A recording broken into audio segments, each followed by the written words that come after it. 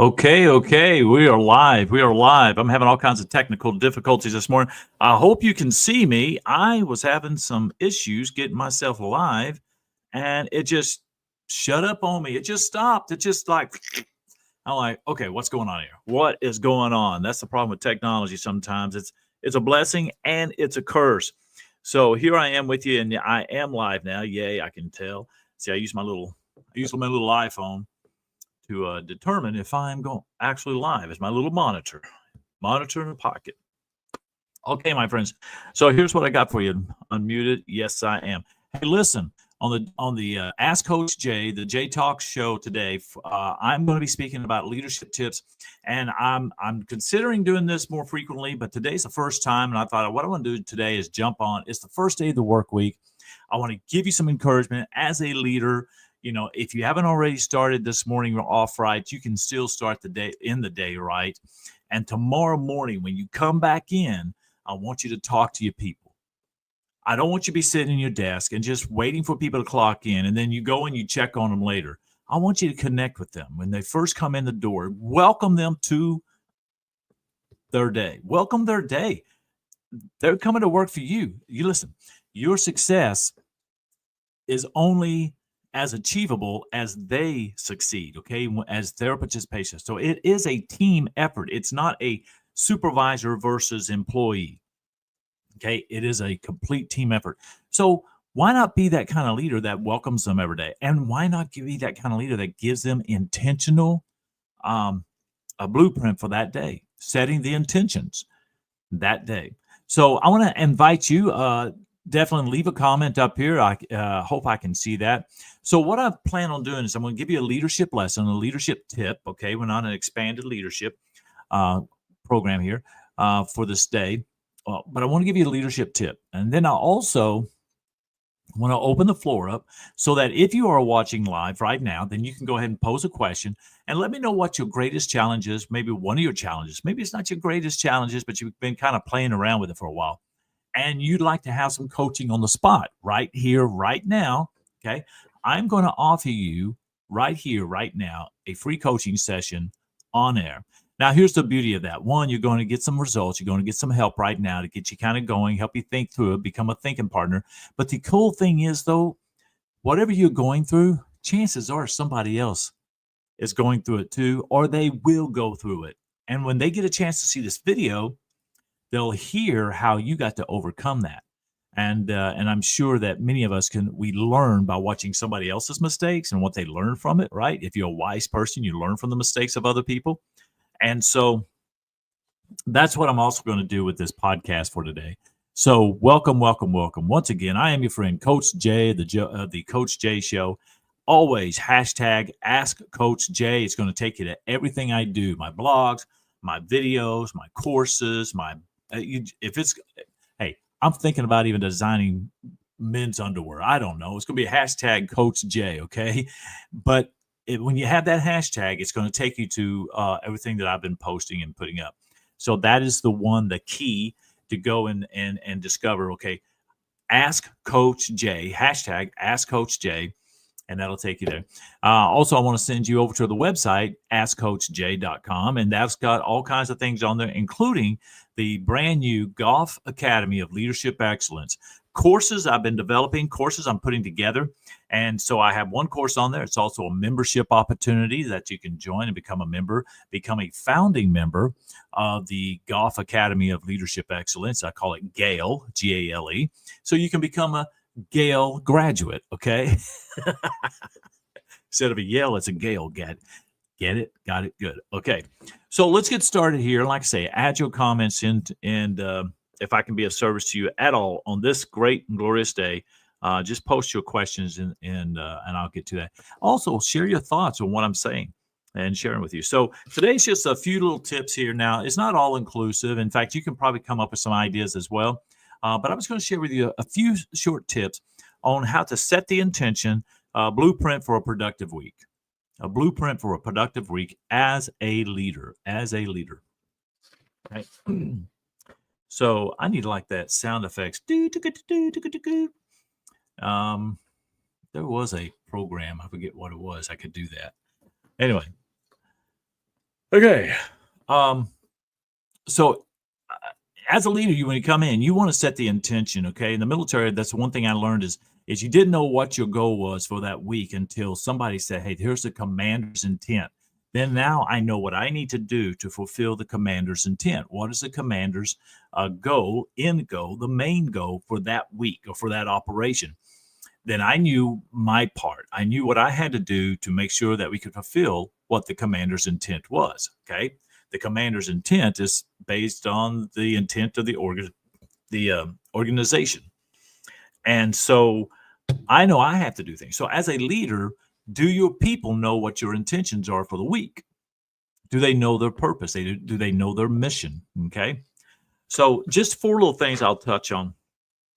And here's how to approach if when you're encouraging your team to take just a few minutes to reflect on their personal and their professional goals, as well as the objectives of the team and the commander's intent, the intent of the organization. Okay, so here's 4 points I'm going to just hit on to approach that. All right, first thing, and like I said, add your comments in, and I'll be happy to entertain those. And if you have a coaching question, put that in there, and let's see if we can get some coaching happening here. All right, so first one is here's one of the ways to approach that. First thing is reflection. Reflection. The first thing is reflection. Let me get rid of something here. There we go. Okay, reflection. Ask everyone to think about what they want to achieve by the end of the week. The end of the week. And this could be completing specific task, maybe a task that they've wanted to begin on today. Maybe it's a task that they didn't complete from last week. Maybe it's a continuation of a task that was taking 2 weeks. Maybe they started last week and knowing, okay, now is part B of that major task. But have them reflect on that. Take some time to think about what it is that they want to achieve. What is it that they need to do to improve on the communication up and down the chain, communication among their peers? What are some things they could be looking at?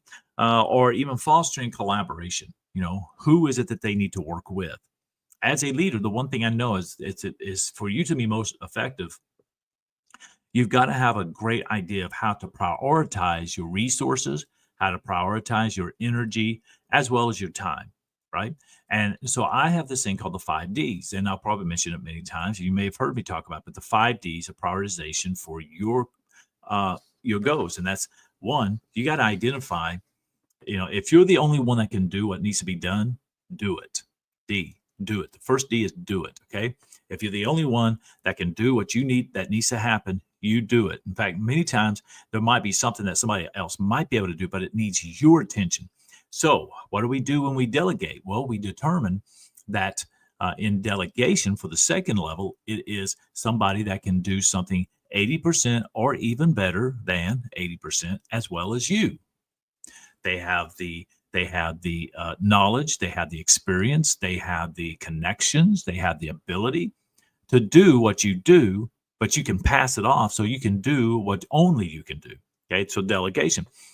The third one is what I call dispatch, otherwise known as outsourcing. If there's nobody in your organization that can do what you do, and you can, 80% that you can delegate to, then dispatch it. This means outsourcing.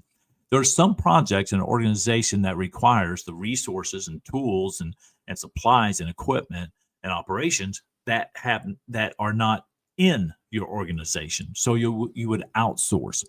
Many people these days are outsourcing even their assistants, their virtual assistants. They have virtual assistants, VAs, that are remote. They work other places and they take care of phone calls, emails, proposals, contracts, and all these things. So that's a form of outsourcing that gives you more freedom to do what only you can do. So that was the third one. The fourth one is delay. Sometimes there are things that you have to delay that you can't do today. And on the priority matrix, if we look at the priority matrix, the Eisenhower matrix, it is urgent and important, unurgent, unimportant in different categories. Now, I got a whiteboard. Yeah, I should have drawn that up here, but I don't have a marker handy.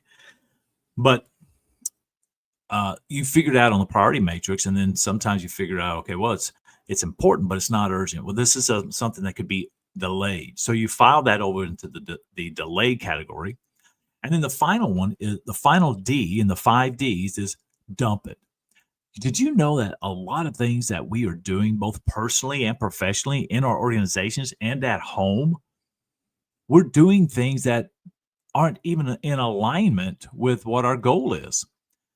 And if you're holding on to those things, how can you ever expect to proceed, to progress, to reach your goals in a timely manner?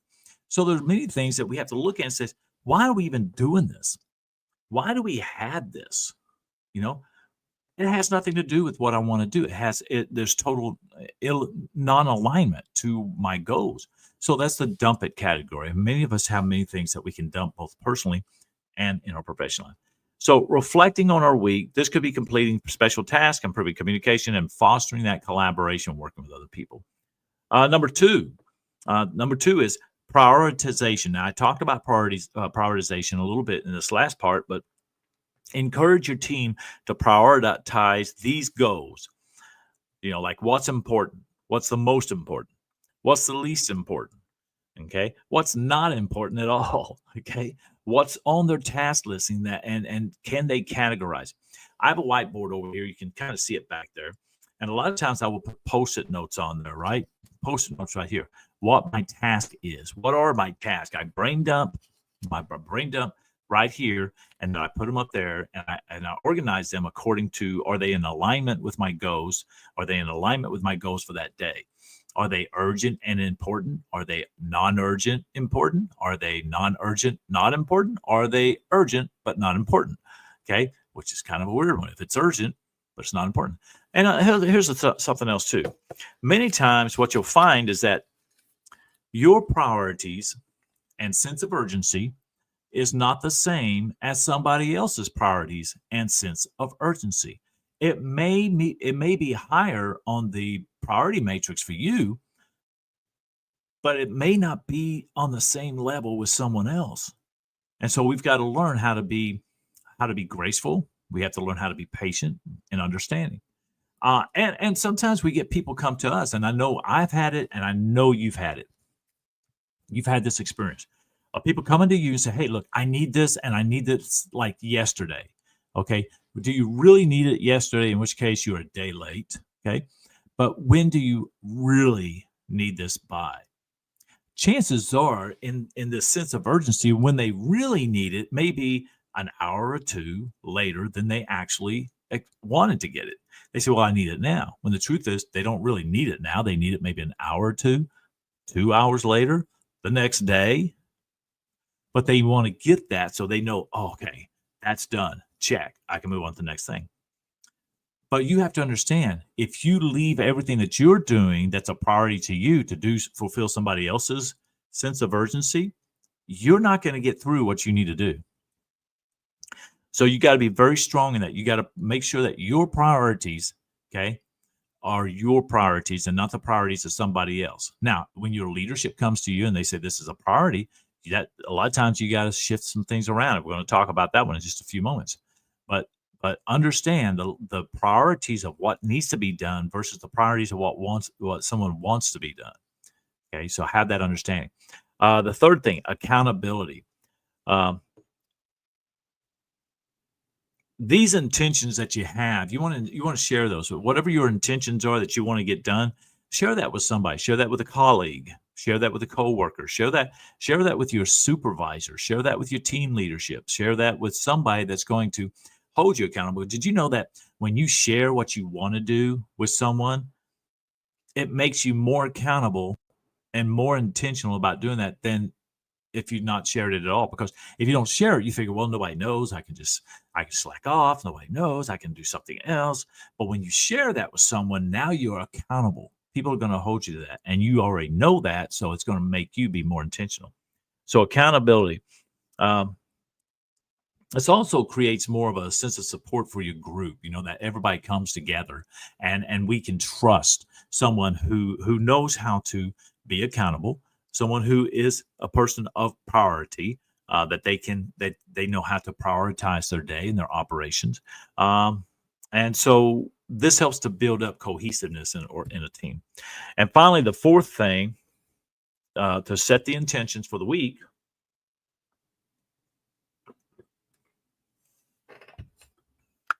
is flexibility. I kind of alluded to this one just a few moments ago, that even in our priorities, sometimes we may have to be flexible. We may have to adjust some things. You've got to be flexible. The more intense your job is, the more intense your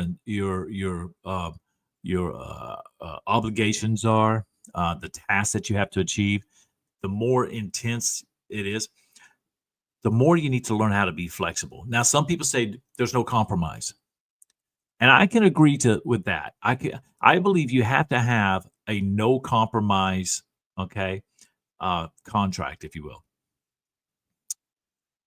But sometimes you do need to be flexible. If you don't receive, it's kind of like this: you've ordered something in the mail, and you need it by this evening, but it doesn't show up. Now, yes, you're going to be frustrated. You're going to be upset. You're going to be disappointed and let down. You may not want to order from the company again. You may even go out and argue and yell at your mailman, who is only the delivery. They only can deliver what they get. Okay. But we have to learn that sometimes we don't get our way. So we have to learn that flexibility. So remind you folks to stay flexible as unexpected challenges may arise. Emphasize the importance of adjusting their plans while keeping their intentions in mind. You know, that's the thing about goals and aspirations and dreams and the things we want to achieve. We keep our eyes on it. We keep our focus on it. We know what we want. But sometimes things are going to happen. There's going to be detours. There's going to be detours that you're forced to take. Not that you want to take, but you're forced to take. You don't change the destination. Sometimes it's the process to get there, but the destination doesn't change. For me to go from here, say, to Nashville or to Dallas, Texas, either way, let's just pick one. My favorite, Nashville. If for me to decide to go to Nashville, Tennessee, I know the route I want to take. But did you know when you put into Google from home to Nashville, it will give you 2 to 3 options. 2 to 3 options. And nowadays, it'll even tell you where the accidents are, where there is construction, where the radar traps are at, okay? Where the toll roads are, if you need to pay a toll. It'll tell you those things. And so you can make a determination, do I want to go down that path or do I want to take a different path? It still gets you to the same destination. But sometimes we have to be flexible. We have to be flexible and understand that not everything's going to go our way.